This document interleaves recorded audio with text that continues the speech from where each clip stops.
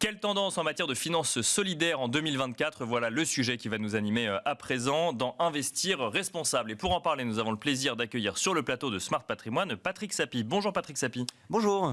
Vous êtes CEO de FAIR et on va essayer de comprendre avec vous quelle est la tendance en matière de finances solidaires. Peut-être que pour les gens qui nous écoutent, on peut rappeler, alors évidemment ce que c'est que la finance solidaire, mais FAIR par rapport au label Finansol, par exemple, Patrick Sapie, si on commence avec ça.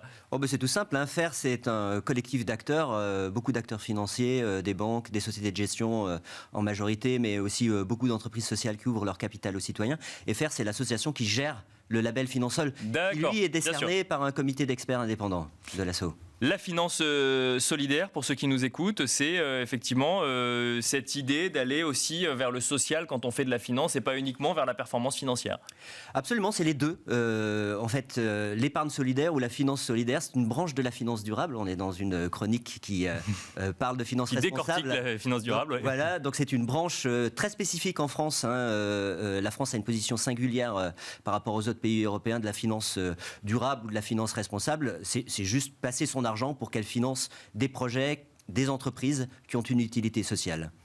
En 2023, la finance solidaire a dépassé les 30 milliards d'euros d'encours. On est en 2025 à l'heure actuelle. On regarde ce qui s'est passé en 2024. Quelle a été la suite en 2024? Est-ce que la tendance s'est confirmée, stabilisée? On a vu que l'année 2024 a pu connaître quelques soubresauts aussi. Donc, quel impact cela a pu-t-il avoir sur la finance solidaire? Alors, je n'ai pas encore les chiffres définitifs. Ils sont en train d'être collectés puisqu'on est en période de collecte des différents produits d'épargne solidaire.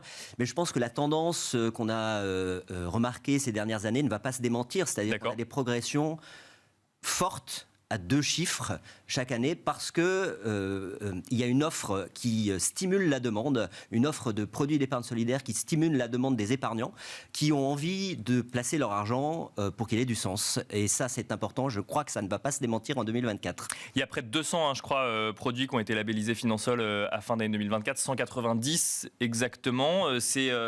On voit s'il y a plus d'offres, ça veut dire qu'il y a plus de demandes, ça veut dire qu'il y a plus de volonté des entreprises aussi d'aller sur cette thématique-là, ce secteur-là? Je pense qu'il y a plusieurs facteurs. D'abord, il y a un cadre réglementaire qui a permis depuis 30 ans le développement de produits d'épargne solidaire, notamment des fonds hybrides qui mêlent du coup investissement dans des entreprises solidaires et investissement dans des entreprises cotées, notamment responsables. Et donc, les acteurs financiers trouvent des innovations financières pour répondre aux besoins des épargnants qui... un Français sur 5, aujourd'hui, a envie que son argent ait du sens. Ça monte à 1 Français sur 3 pour les 25-34 ans. D'accord. Donc, stimulés par cette demande, les acteurs financiers créent des produits, et notamment des produits d'épargne solidaire, pour que les gens les souscrivent, et ça marche. Et alors, quand on parle de produits d'épargne solidaire, ça veut dire que, parce qu'on n'a pas forcément un acteur qui est capable d'être en même temps très performant financièrement et très performant socialement, donc ça veut dire qu'on va mélanger les deux, c'est ça ou Absolument. Donc, la France a réussi notamment à imaginer une innovation financière que sont les fonds 90-10. Oui, bien sûr. On va mélanger, en fait... On en parlait déjà la dernière fois que vous êtes venu, bien sûr. Tout à fait. On va mélanger de l'investissement direct dans des entreprises non cotées qui ont une finalité sociale. Et ça va générer de la performance sociale, écologique, environnementale.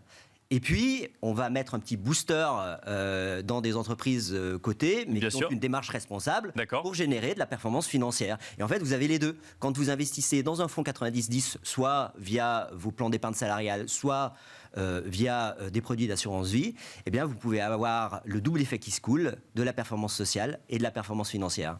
Et donc, quand on va chercher de la performance, on sélectionne quand même les entreprises qui vont permettre de donner cette performance. On va quand même vers des entreprises qui ont une démarche sociale prononcée.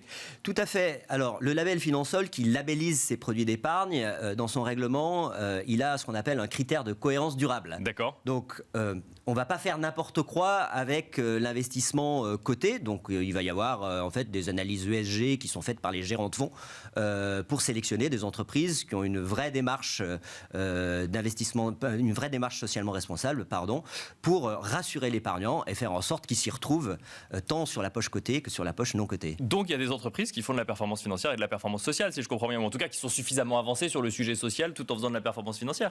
Oui, vous avez aujourd'hui des entreprises sociales qui peuvent proposer aux épargnants des rémunérations qui sont tout à fait raisonnable. Vous savez, les produits d'épargne solidaire, il y a toute une gamme. Donc, Oui.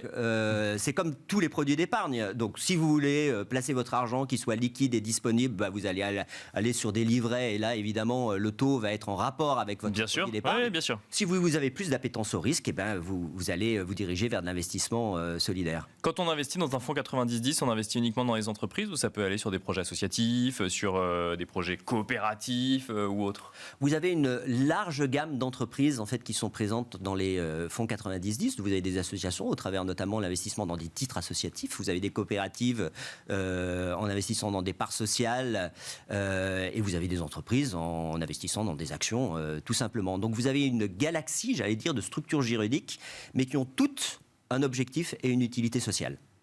Si on prend un peu de recul, donc il y a les fonds 90-10, si on prend un peu de recul sur la finance solidaire au global, donc vous n'avez pas encore les chiffres définitifs, hein, vous nous avez dit que mais globalement la tendance se poursuit.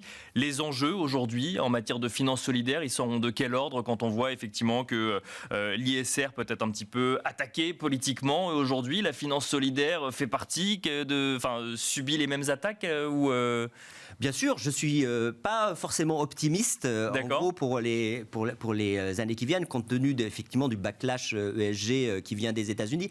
Mais on a quand même plusieurs enjeux. D'abord, juste rappeler que la finance solidaire, c'est une niche et qu'elle ne représente que 0,5% de l'épargne des Français. C'est 30 milliards sur 6 000 milliards d'épargne. Bien sûr. Par contre, les taux de croissance sont importants. Et donc, les enjeux aujourd'hui, c'est mieux la faire connaître. Donc, on a un enjeu de massification de la finance solidaire au travers de produits distribués très largement par les acteurs financiers. Parler à 100 000 personnes militantes qui veulent placer sur leur épargne qui a du sens, c'est bien. Mais que fait-on des 10-15 millions d'épargnants Parce que les 100 000, ils sont déjà convaincus, c'est comment on va convaincre les autres, quelque part. Absolument. Et pour ça, on a besoin des acteurs financiers et de leur innovation. Et les acteurs financiers sont réceptifs à ces enjeux-là aujourd'hui? Oui, parce dans un contexte où il n'y a pas si longtemps on parlait de défense sur ce plateau, il y a effectivement les attaques sur l'ESG, alors aux États-Unis, mais même en Europe, où on voit que on considère que ça rajoute effectivement un poids réglementaire. Aujourd'hui, il y a quand même une possibilité de se développer pour la finance solidaire? Tout à fait, parce qu'en fait, la finance solidaire est une solution aux problèmes contemporains.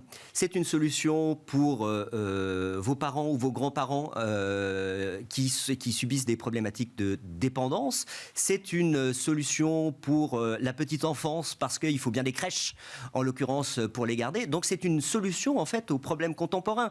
Les valeurs, c'est important. On voit aujourd'hui que ça ne suffit plus. La finance solidaire, c'est une solution aux problèmes quotidiens des gens en finançant des structures à côté des habitants des territoires et qui sont une vraie réponse à leurs problématiques quotidiennes. Merci beaucoup Patrick Sapie de nous avoir accompagnés dans Smart Patrimoine. Je rappelle que vous êtes le CEO de FAIR. Merci beaucoup. Merci à vous. Et quant à nous, on se retrouve tout de suite dans Enjeu Patrimoine.